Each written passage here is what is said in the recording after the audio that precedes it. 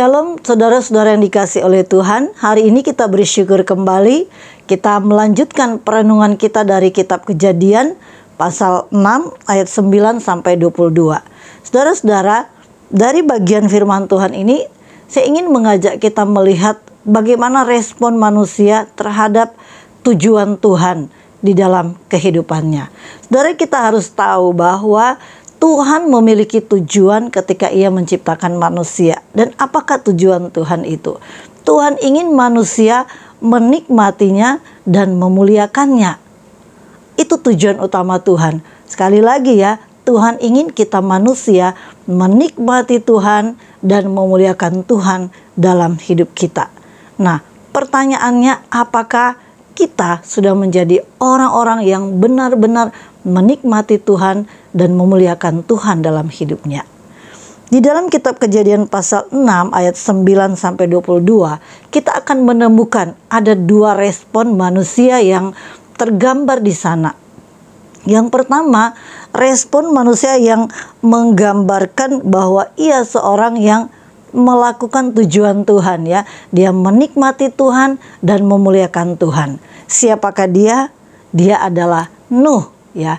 Di dalam kisah ini diceritakan bahwa Nuh adalah seorang yang hidupnya benar dan tidak bercelah.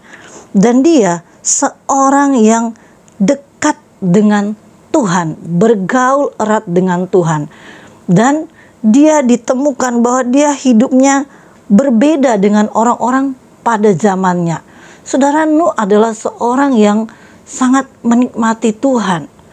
Dan dia memuliakan Tuhan di tengah-tengah kehidupan orang-orang di sekitarnya yang hidup jauh dari Tuhan. Nuh memilih untuk tetap dekat dengan Tuhan. Nuh tahu bagaimana Tuhan memiliki tujuan dalam hidupnya. Tuhan ingin hidupnya menikmati Tuhan dan memuliakan Tuhan. Nah, respon yang kedua, kalau kita membaca bagian ini, sebenarnya dituliskan bahwa sebagian besar orang yang hidup pada zaman itu dikatakan mereka menjalankan hidup yang rusak.